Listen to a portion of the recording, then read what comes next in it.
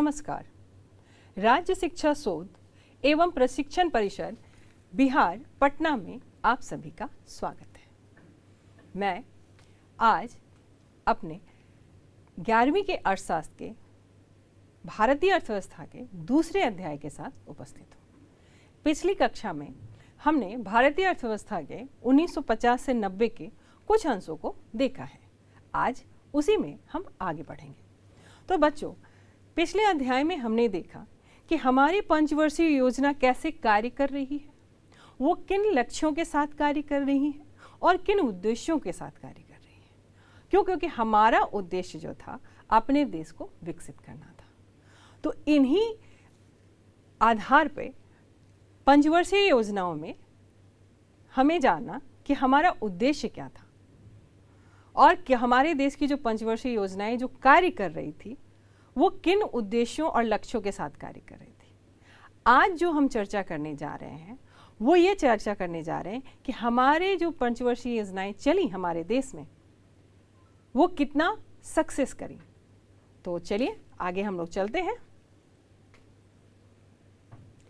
हमारे देश की जो योजनाओं की जो उपलब्धियां थी उसमें हमारी पहली उपलब्धि थी राष्ट्रीय आय में वृद्धि।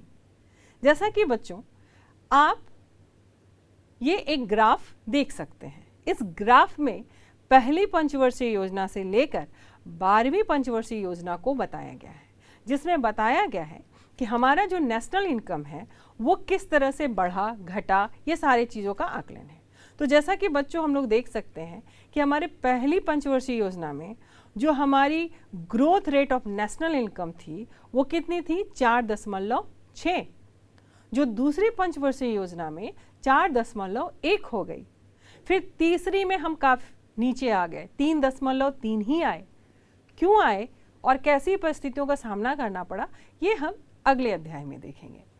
फिर अभी जो आया वो अगला जो था चौथी पंचवर्षीय योजना में हम और भी नीचे आ गए, बस 3 में आ गए।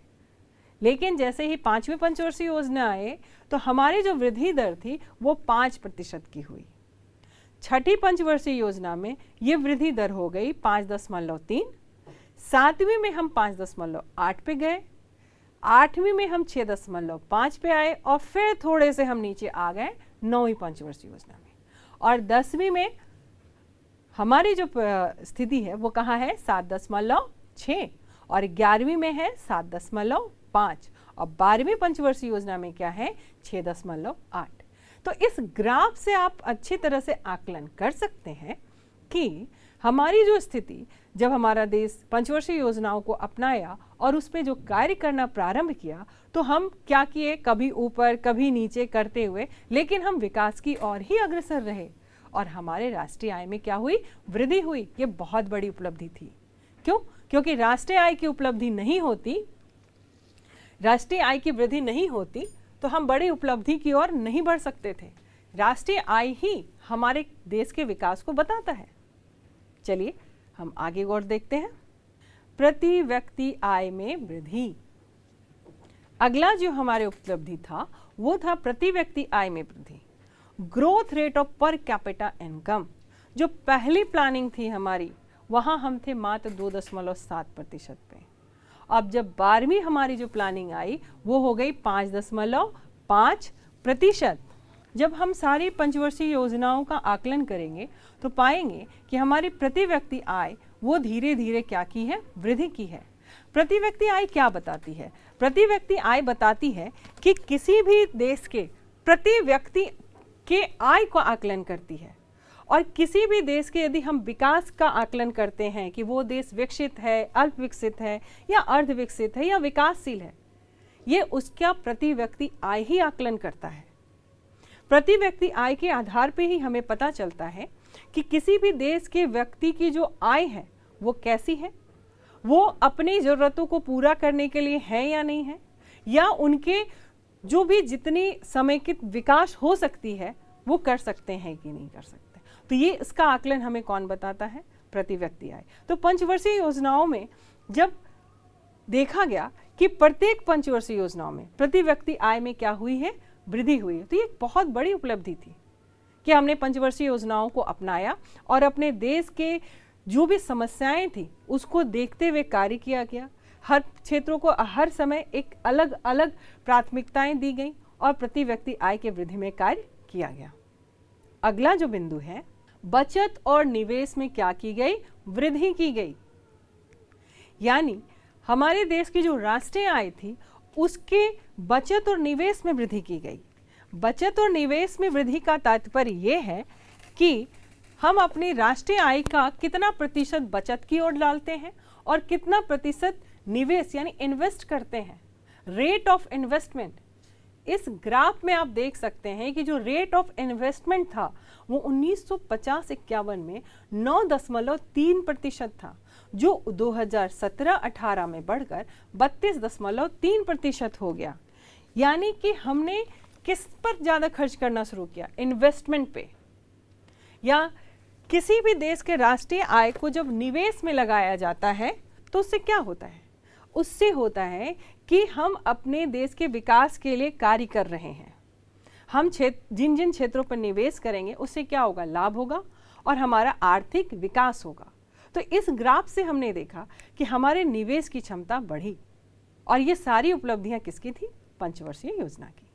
अगली जो उपलब्धि थी वो थी कृषि में संस्थागत एवं तकनीकी परिवर्तन।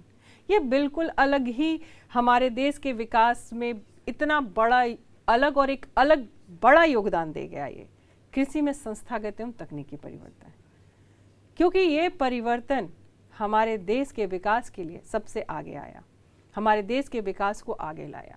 तो उसमें जो हमारा सुधार किया गया, जो तकनीकी परिवर्तन हमने अपनाया, वो था भूमि सुधार। अब भूमि सुधार क्या था? जब हमारा देश आज़ाद हुआ था उस समय क्या थी? जब देश हर जो भूमि का जो बंटवारा था वो असमान था। किसी का जमीन छोटा सा यहाँ था तो किसी का जमीन दूसरे जगह पे काफी सुदूर क्षेत्र पे था, यानी इकट्ठा नहीं था।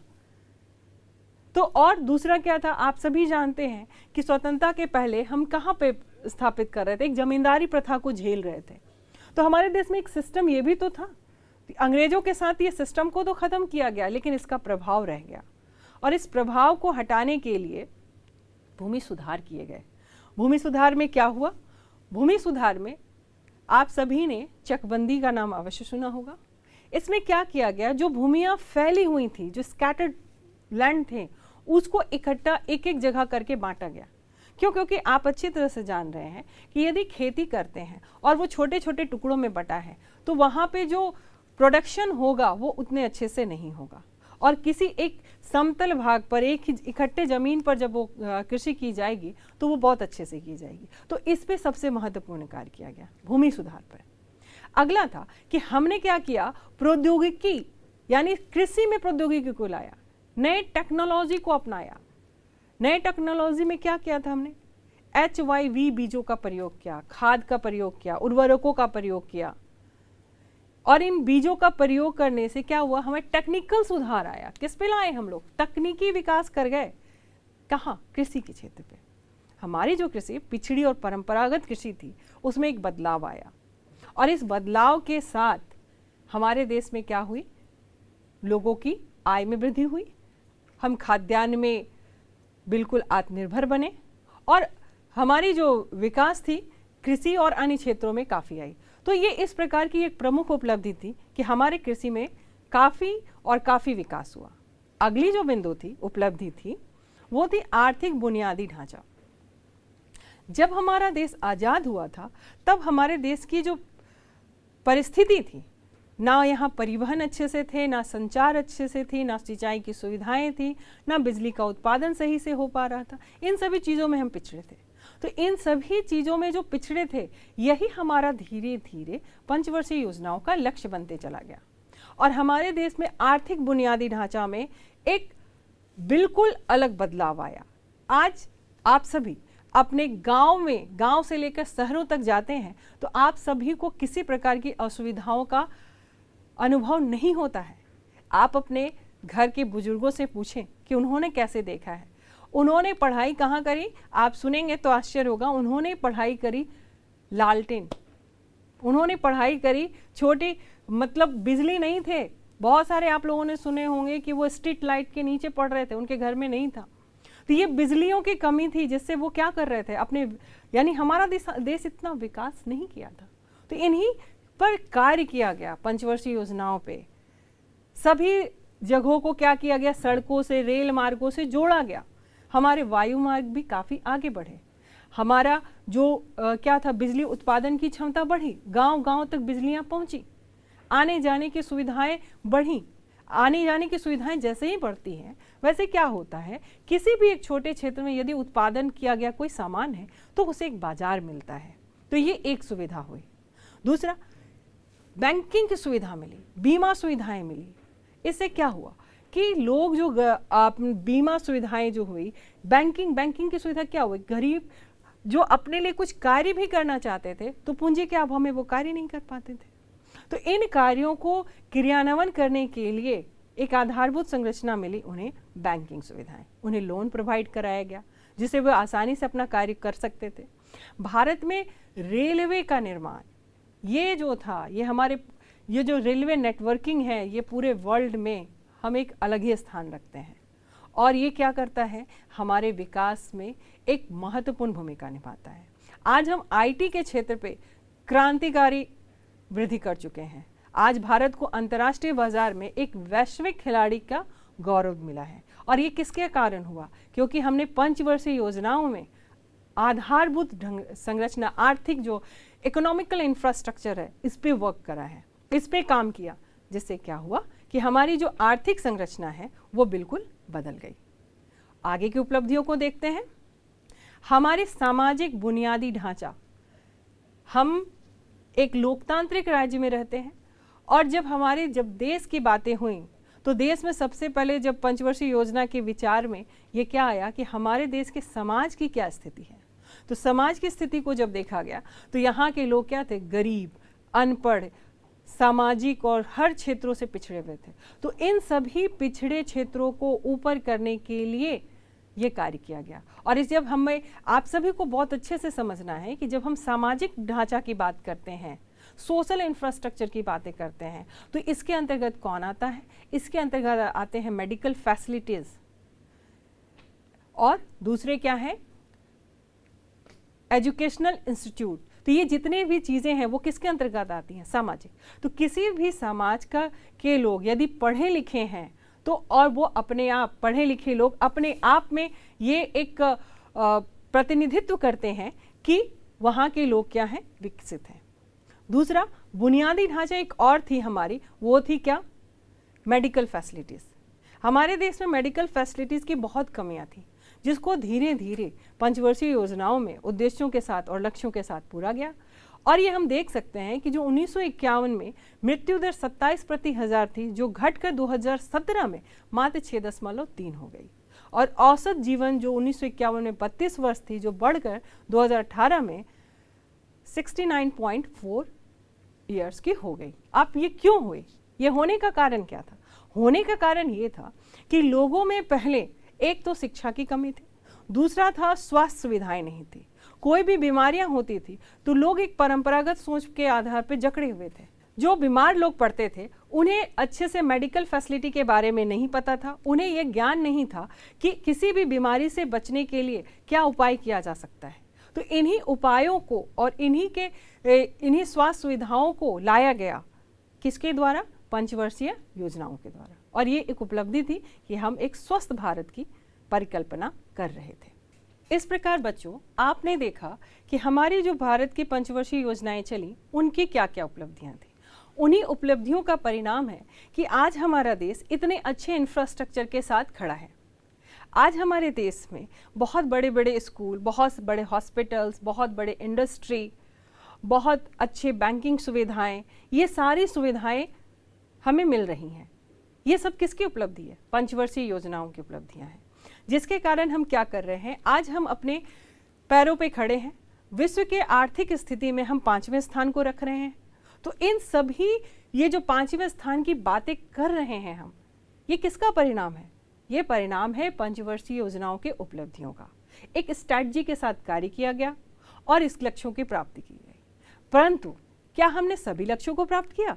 बिल्कुल नहीं। हमारी पंचवर्षीय योजनाएं सक्सेस हुई, लेकिन किन्हीं जगहों, कुछ जगहों पर ये नहीं हो पाई। हमारी उपलब्धियां थी कि हमें एम्प्लॉयमेंट जो लानी थी वो बहुत अच्छे स्तर पर, सबको रोजगार सृजित करना था और हमें जो अंतर्राष्ट्रीय व्यापार में भी आगे बढ़ना था।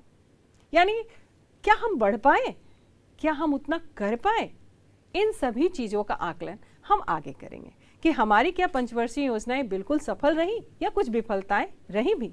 तो आगे देखते हैं। तो हमारे भारत की जो पंचवर्षीय योजनाएं थी वो विफल रही थी। कहाँ रही थी? पहला है कि मुद्रास्फीति की ऊंची दर रही, बहुत ज़्यादा गरीबी रही, बेरोजगारी के संकट से हम जूझते रहे, आर्थिक असमानताओं में वृद्धि रही, कृषि के क्षेत्र में भी हमें उतनी सफलता नहीं मिली, औद्योगिक क्षेत्र में भी हम बहुत सफल नहीं हो पाए, हमें विदेशी सहायता पर निर्भर रहना पड़ा और जो प्रति व्यक्ति और राष्ट्रीय आय की जो गतियां थी वो धीमी थी। तो चलिए एक एक करके हम चर्चा करते हैं। हमारी क्या है, मुद्रास्फीति की दर बहुत ऊंची रही। हमारे देश की जो पंचवर्षीय योजना के विफल होने का एक कारण जो था वो था कि मुद्रास्फीति की दर बहुत ऊंची रही। तो मुद्रास्फीति की ऊंची दर के कारण हम अपने विकास में एक बाधा, एक अवरोध को महसूस किया। और दूसरी जो थी, बहुत ज़्यादा गरीबी। हमारे देश की जनसंख्या बहुत ज़्यादा थी, बहुत हाई स्पीड में बढ़ रही थी, जिसके कारण सरकार कुछ भी कार्य कर रही थी वो सफल नहीं हो पा रहे थे। लोगों में गरीबी बहुत ज़्यादा थी। कुछ ही वर्ग जो उच्च वर्ग के थे वहाँ उन्हें हर तरह की सुविधाएं उपलब्ध थी। जो मध्यम वर्ग के लोग थे उन्हें भी लगभग किसी तरह से जीवन शैली चल रही थी, परंतु जो निम्न वर्ग के लोग थे उन तक सरकार की नीतियों को पहुंचाना भी मुश्किल हो रहा था। इसलिए क्या हो रही थी, गरीबी काफ़ी बढ़े जा रही थी। और इसके लिए बहुत सारे कार्य भी किए गए कि गरीबी रेखा का आकलन किया गया, बहुत सारे कार्य किए गए, परंतु ये सक्सेस नहीं हो पाया।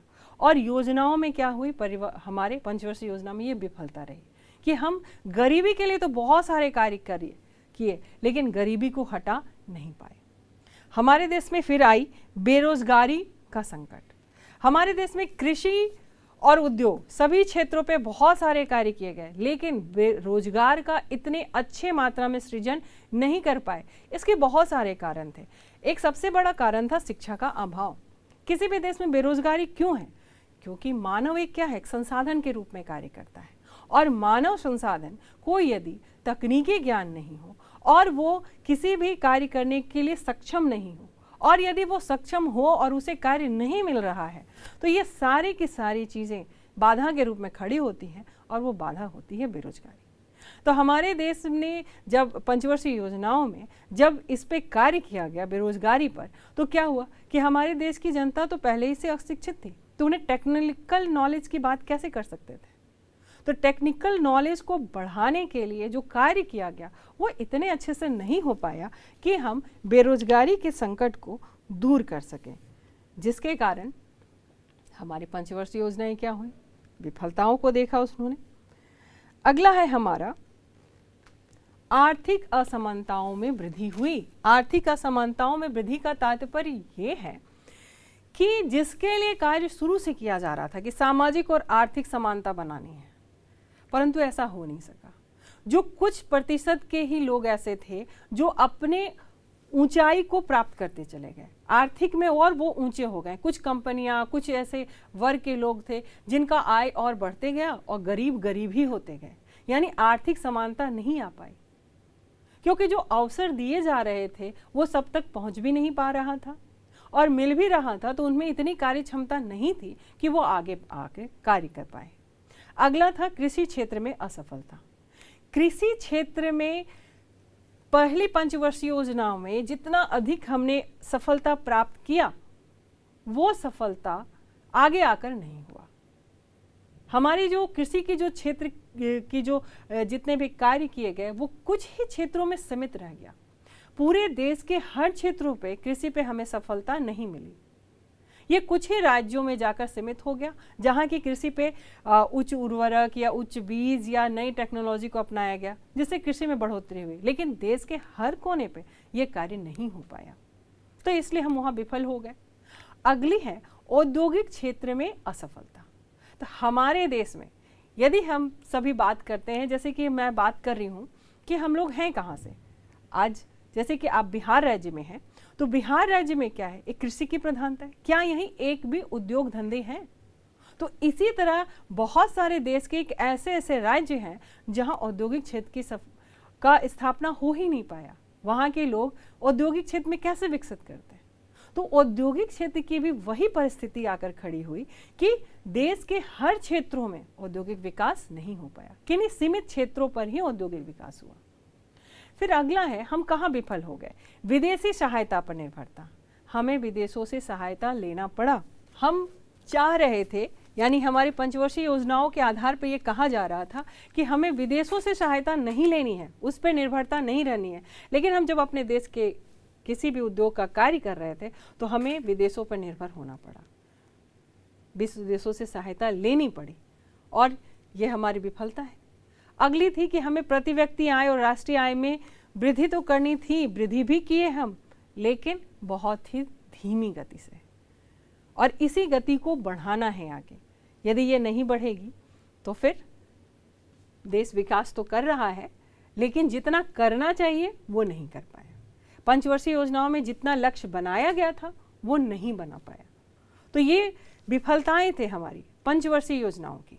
तो बच्चों, आपने इस प्रकार देखा कि हमारे देश की जो पंचवर्षीय योजनाएं आईं, उसके अंतर्गत हमने क्या किया? अपने लक्ष्यों को निर्धारित किया, अपने उद्देश्यों को निर्धारित किया, परंतु बहुत सारी विफलताओं का भी सामना करना पड़ा। तो ये जो विफलताएं आईं, तो ये विफलताओं के साथ भी हमने विकास किया। हमारी जो स्थिति थी 1947 के समय से, वो बदली 1950 से 90 के बीच। अब 1950 के 90 के बीच में हमने बहुत सारी औद्योगिक नीतियों को अपनाया, बहुत सारे उद्योगों का निर्माण कराया, लघु उद्योगों का निर्माण हुआ, विशेष ध्यान दिया गया कि लोगों के छोटे छोटे जो हमारा जो देश हस्तशिल्प में बहुत आगे कहा जाता था, विश्व प्रसिद्ध था, उस पर ध्यान दिया गया। क्योंकि ये कला हमारे अंदर थी, हमारे अंदर। तो इसे क्या किया गया? जागरूक किया गया, और शिक्षा पे ध्यान दिया गया। आप सभी को ये जानकर आश्चर्य होगा कि जब हमारा देश आज़ाद हुआ था तो हम बहुत बिल्कुल साक्षरता में बिल्कुल पिछड़े थे। इसके लिए सरकार ने योजना लाई कि कम से कम 14 वर्ष तक के बच्चों को शिक्षित होना है, और इसी के लिए क्या किया गया? शिक्षा नीति के अंतर्गत लाया गया कि फ्री ऑफ एजुकेशन दिया गया। बच्चों को सरकारी विद्यालयों में किसी प्रकार का कोई खर्च ना पड़े और उन्हें पूरी शिक्षा मिले। इसके लिए बहुत सारे कार्य किए गए। गरीबी जो एक समस्या थी, इसके लिए गरीबी उन्मूलन के लिए बहुत सारे एक बीपीएल कार्ड बनाया गया, जिसके आधार पर बताया गया कि इतने प्रतिशत जनताएं क्या हैं, गरीबी रेखा के नीचे हैं। उसके साथ कार्य किया गया, उन्हें मुफ्त अनाज दिया गया। उनके लिए बहुत सारे ऐसे भी कार्य किए गए जिसके आधार पर उन्हें क्या मिले? रोजगार मिल सके। तो ये कार्य सारे किए गए 1950 से 90 के बीच कि हम विकास कर सकें। और जो उद्योगों पे कार्य किया गया, हमारा देश पहले ही से डरा हुआ था कि हमारे देश में कोई विदेशी ना आए, इसीलिए निजी कंपनियों को स्थापित करने के लिए एक लाइसेंस की व्यवस्था की लाई गई कि वो इतने सारे जो रूल्स एंड रेगुलेशन लाए गए कि आप यदि इन क्राइटेरिया को फुलफिल करते हैं तो आप उद्योग का निर्माण कर सकते हैं, नहीं तो हर सार्वजनिक क्षेत्र को ही आगे बढ़ावा दिया गया। जितनी बड़ी बड़ी कंपनियां बनी वो सार्वजनिक क्षेत्र में बनी। जब हम विकास की बातें करते हैं तो इसमें बातें करते हैं कि हम इंफ्रास्ट्रक्चर की बातें कर रहे हैं। हम इंफ्रास्ट्रक्चर में बहुत आगे हुए। आप जब पुराने अपने गांव, अपने शहर की बातों को सुनेंगे अपने घर के लोगों से, तो आपको पता चलेगा कि यहाँ ऐसी बुनियादी सुविधाएं नहीं थी। जैसे ही आज आप अपने ही शहर में हैं, तो आप अपने शहरों या गाँवों को देख सकते हैं कि वहाँ रोड बने हुए हैं, बहुत अच्छे अच्छे स्कूल्स बने हुए हैं, हॉस्पिटल बने हुए हैं। तो ये किसको बताता है? ये बताता है कि हमारे देश की जो आधारभूत संरचनाएं हैं वो बदली हैं, हम काफ़ी आगे बढ़े हैं। आपको ये जानकर आश्चर्य होगा कि हमारे देश जो है, जो बिल्कुल पिछड़ी हुई अवस्था में खड़ी थी, उसे आज इंफ्रास्ट्रक्चर के कारण हम विश्व में भी एक स्थान रखते हैं। आज हमारे पास बहुत अच्छे अच्छे विश्वविद्यालय हैं जिसके में आप अच्छे से अपनी पढ़ाई कर सकते हैं, और इसे शिक्षा को सिर्फ परंपरागत शिक्षा में ना रखकर उसे बदला गया है किस पर? तकनीकी ज्ञान। हम उस वैसी शिक्षा लें जिससे हमें क्या हो, आगे के विकास पे वो सहायता करे। तो ये सारी जो विकास की बातें हो रही हैं, ये हम आज अचानक से नहीं कर रहे हैं। इसके लिए एक रणनीति बनी, पंचवर्षीय योजना, और यही पंचवर्षीय योजनाओं में कार्य किया गया। तो इस अध्याय में जो हमने देखा है वो 90 तक ही देखा है, 1990 तक। और इसके आगे की जो चर्चाएं हुई कि इन पंचवर्षीय योजनाओं का कृषि के क्षेत्र पर क्या असर पड़ा, औद्योगिक क्षेत्र पर क्या असर पड़ा, ये सारी बातें हम अगले अध्याय में देखेंगे। धन्यवाद।